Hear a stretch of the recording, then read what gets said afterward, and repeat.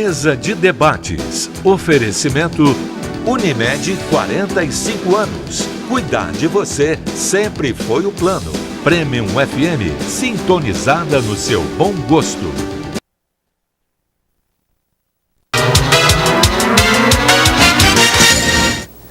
Estamos de volta com a mesa de debates aqui pela TVE Juiz de Fora.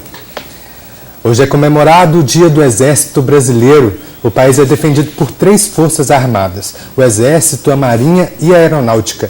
As tropas do Exército participam de fortes treinamentos de preparo para operar em circunstâncias de guerra ou conflitos extremos, trabalhando para garantir a segurança do país.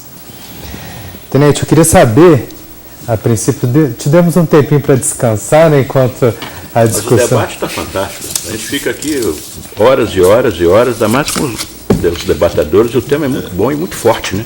Com certeza. A minha principal curiosidade, a princípio, é o porquê do dia de hoje ter sido intitulado, né, o Dia do Exército. O Dia do Exército é comemorado no dia 19 de abril, celebrado em memória da Batalha de Guararapes, né, que aconteceu em 1648, onde o Brasil tinha uma grande influência holandesa chegando aqui, e 18 patriotas inconformados com essa possibilidade de nós sermos o governo português sair e entrar os holandeses, eles se rebelaram e foi feita essa Batalha de Guararapes lá em Pernambuco. Me permita ler um texto aqui, claro, de 3, diz o seguinte: nós, abaixo assinados, nos conjuramos e prometemos, em serviço da liberdade, não faltar a todo o tempo que for necessário, com toda a ajuda de fazendas e de pessoas, contra o risco de oferecer contra qualquer inimigo a restauração de nossa pátria. Então isso foi na época um dos revolucionários mais conhecidos lá, o Felipe Camarão, que eles se rebelaram contra a entrada dos holandeses no Brasil, onde foi feita essa Batalha de Guararapes. Então, 19 de abril foi o dia final dessa batalha. Então, ficou marcado como o Dia do Exército Brasileiro.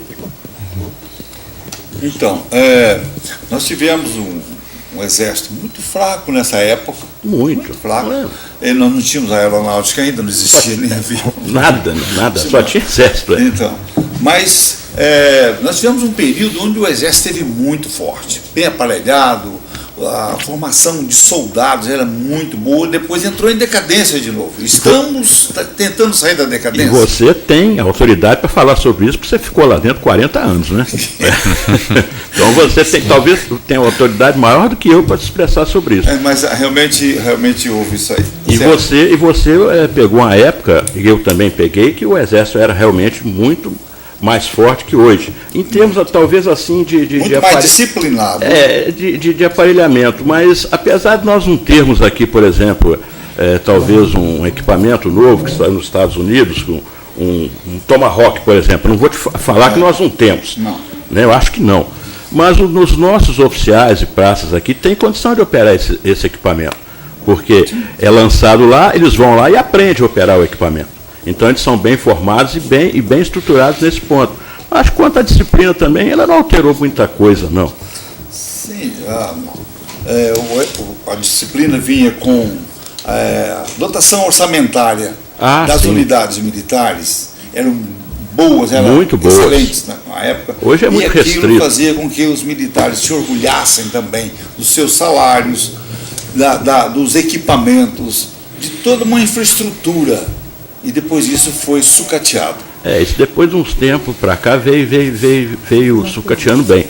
Mas você vai lembrar que antigamente a gente andava num jipinho que fazia 2 km, 8 km com litro de gasolina, e hoje nós estamos substituindo esses 3x4, 4x4, viaturas novas, Marruá, que já são a diesel e tudo, vem melhorando. Não tão quanto acho que o Exército queria.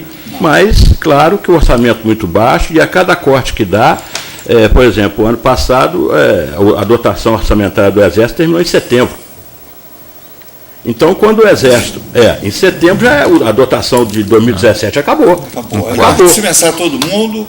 Não, continuou. Não, e além de acabar, é o seguinte, as garantias da lei da ordem não param, as ações no Haiti continuaram. Claro. as ações nas fronteiras continuaram. Essa pergunta assim, é interessante porque E o dinheiro não chega. o exército nosso hoje, ele é capaz de garantir a soberania nacional, né? Não sei. Do eu sei jeito o que as Exército coisas hoje se estão, presta. acho que isso é uma pergunta que nós temos que fazer, porque o Brasil, Esther, é um país continental. E dentro disso todo, fronteiras talvez secas seja são um que imensas. tem assim, né? Uma Força Armada menos presente mas é bem nesse sentido robusta. da soberania. né? Eu quero fazer uma pergunta para o senhor como militar. Me parece que o Exército foi levado a uma intervenção no Rio de Janeiro por uma decisão política do presidente Michel Temer, numa velocidade assombrosa.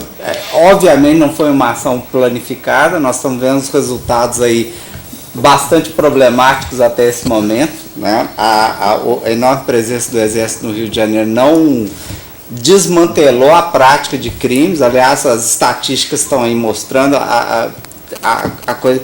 Mas tem um ponto que eu gostaria de saber a sua opinião. Se o Exército falhou precisamente nessa área de fronteira, porque o armamento que esse tráfico usa é um armamento privativo, o controle de entrada de armas ilegais. E a Marinha também tem responsabilidade por aquele porto entrar armas, o Exército tem responsabilidade, a Aeronáutica também.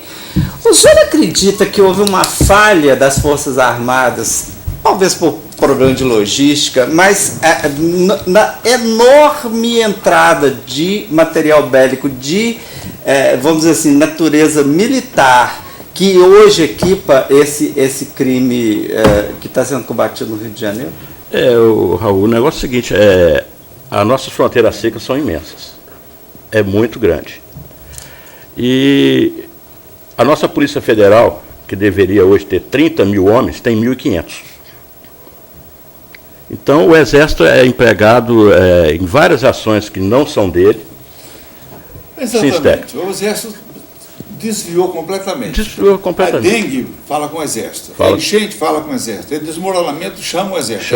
A incêndio chama o Exército. O Exército saiu daquela função precípua, aquela inicial. Stecker, no mundo todo, as Forças Armadas, em caso de calamidade, de enchente, costumam prestar aqui seu tá pessoal, seu equipamento. Sim. Eu creio que aqui no Brasil a gente tem certamente um problema. Agora, tá aí. Nesse momento, eu como cidadão fico imaginando assim, qual vai ser a imagem que sobra do Exército brasileiro nessa intervenção, por exemplo, do Rio de Janeiro, porque eles estão sendo testados. Qual é a eficácia, a capacidade do Exército de controlar aquela situação? Parece fraca. A intervenção no Rio de Janeiro não é do Exército, é uma intervenção federal. Política, não, é federal. A única coisa que a gente... Mas o comandante é do Exército. O comandante mas como poderia ser eu, poderia ser você. Então a intervenção é federal. O que tá entrando em choque no Rio de Janeiro é que já existia uma garantia da lei da ordem lá, já ocupando pontos críticos e tudo. Aí veio a intervenção federal, consequentemente com um general à frente. Mas o que é a intervenção federal? As forças estaduais de polícia passam para o governo federal. Esse general que está lá, o general Braga Neto, ele é um interventor. Sai da mão do governador toda a área de segurança pública e passa para o interventor. O que está tendo no Rio de Janeiro são confusões, porque a garantia da lei da ordem já tinha 3 meses que estava lá. Aí veio a intervenção do governo federal, que eu também acho que foi a tranco e barranco. Mas como foi nomeado o general Braga Neto, poderia ser nomeado eu ou você. O que está dando esse choque de informações é que a intervenção é federal. Bom, agora a gente vai para o último intervalo do nosso programa de hoje. Já voltamos com a mesa de debates. Esse show.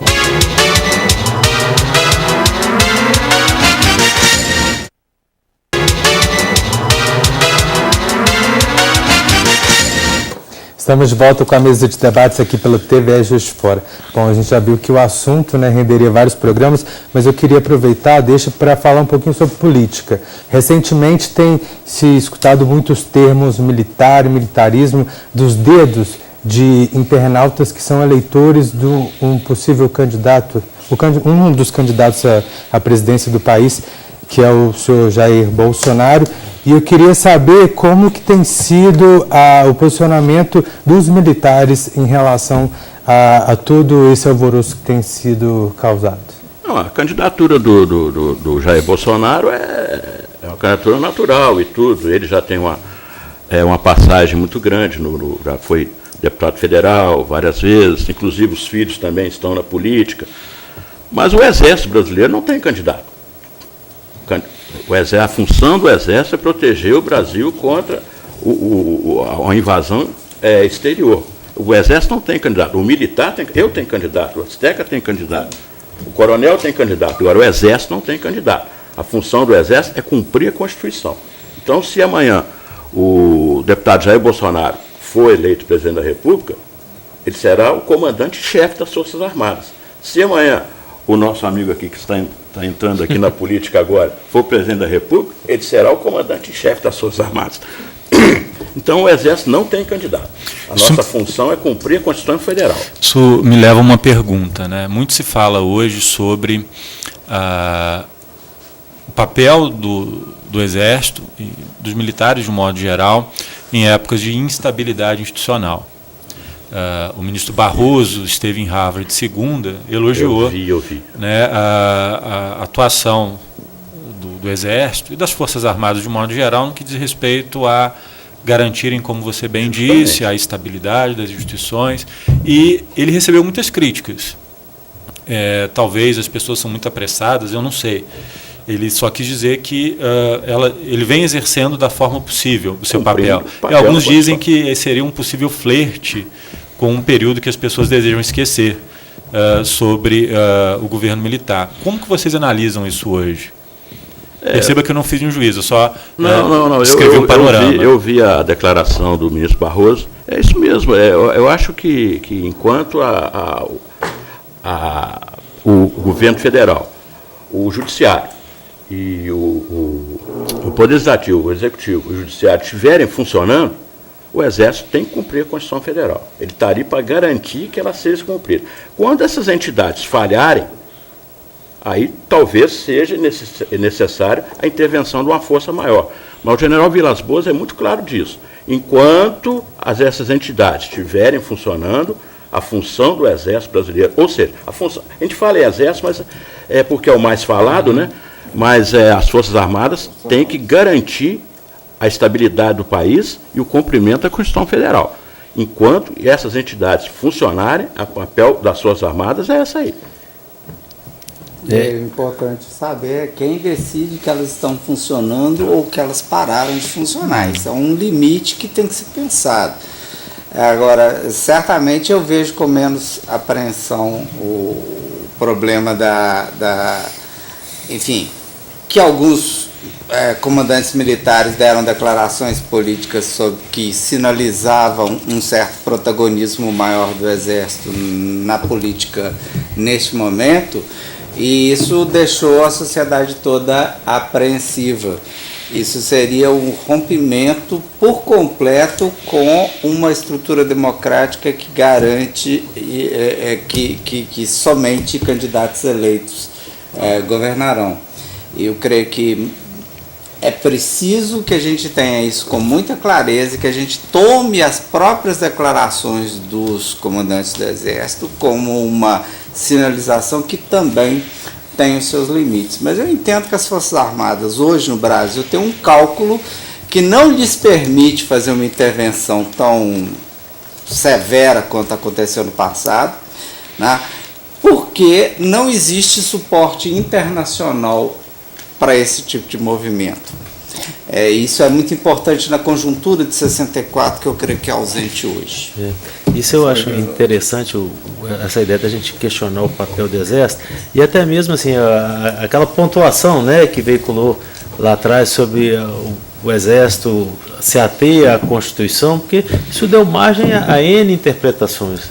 O que eu interpretei particularmente assim foi o seguinte: o Vilas Boas lá que postou, ele postou o seguinte: olha, o Exército está aqui no seu papel constitucional, ponto. Mas e se tiver desordem?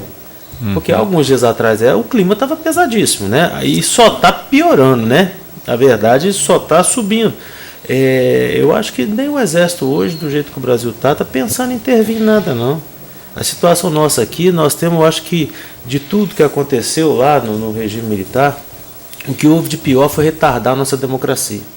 Isso foi de longe o pior, porque assim, hoje nós estamos vivendo uma coisa que a gente tinha que ter vivido talvez em 1960 e pouco, 70. Né? Ou seja, o cidadão tem que aprender que ele que resolve, ele que tem que tomar a posição. É igual a gente no condomínio, né? Vai deixar tudo por síndico, nós vamos fazer lá e reunir. Então, eu acho que isso é uma coisa importante da gente entender, enquanto cidadão, que nós temos que buscar na nossa cidadania plena. O brasileiro tem uma mania de fazer assim, eu delego ao outro a minha representação e ponto. A ponto de, outro dia, teve um deputado que falou assim, quem disse que eu tenho que respeitar o meu eleitor? Aí eu fiquei pensando nisso, se ele não tiver que respeitar o eleitor, vai respeitar quem? Porque o eleitor colocou ele lá. Simplesmente é isso, assim, né? Devia ter até a capacidade do recall, né, que eles falam, né, de alguém que não está representando. Tá bom, troca. No Brasil é complicado. Um ótimo mecanismo. Podem ser perfeitamente pensados. A gente teria para melhorar dificuldade a no Brasil democracia, porque com o nosso certeza. voto não é distrital. Então, assim, o recall está mais relacionado a um voto distrital. Mas eu acho assim, ou seja, nós temos que voltar um pouco e repensar um pouco no Brasil. Eu acho que quando eu perguntei o negócio da Constituição, que a nossa Constituição é muito boa. Né? Ela é muito ampla, igual você falou, né, Bruno? Mas assim, é um amplo que muitas vezes ela dá o direito, mas não garante o direito. E isso é muito importante, assim, às vezes o direito está na lei, mas não vira um direito de fato. Isso na saúde a gente vê direto. É o dilema isso, da né? eficácia jurídica e da efetividade social da Isso, Constituição. Né? E muitas vezes isso tira dela a credibilidade. É interessante, porque assim, você tem direito à saúde, tem direito? Tá, mas está tendo? Nenhuma reforma constitucional que for feita no Brasil vai tirar todos os direitos que já estão nessa carta. Eu duvido que algum ator vai mexer com isso. A grande reforma constitucional que você vai fazer só a respeito de processos legislativos e de reforma política. É isso que se quer mexer. Nos direitos que a Constituição já garantiu, eu não creio que ninguém tenha credibilidade diante da sociedade brasileira de falar assim, doravante a Constituição não garante mais o direito à moradia. Então, nunca garantiu, mas é bom que tivesse lá, porque isso gera uma bandeira de luta. A Constituição não garante mais que as pessoas vão ter o devido processo legal. Essas coisas não podem mais regredir. Eu creio que uma reforma constitucional deve produzir uma outra grande Constituição tão extensa e complexa como a que nós temos. E é por isso que a gente tem que ver que essas coisas têm que ser testadas ao longo do tempo e o país tem que avaliar o seu rendimento. Assunto para outro programa, né? A gente chegou ao fim. Gostaria muito de agradecer a participação de todos vocês, todo o conhecimento que vocês trouxeram à nossa conversa de hoje. Debatedores, até semana que vem. Semana que vem. Eu gostaria também de agradecer a você que acompanhou o nosso programa aí da sua casa. A gente volta amanhã, às 11 horas da manhã, ao vivo aqui pela TVE Juiz de Fora. Então, espero te encontrar aqui. E também a gente pode se encontrar hoje na reprise do nosso programa, às 6 horas da tarde, ou a qualquer momento, no nosso canal no YouTube. É só procurar por TVE Juiz de Fora. Muito obrigado pela sua companhia, pela sua participação. Uma ótima tarde para vocês e até amanhã.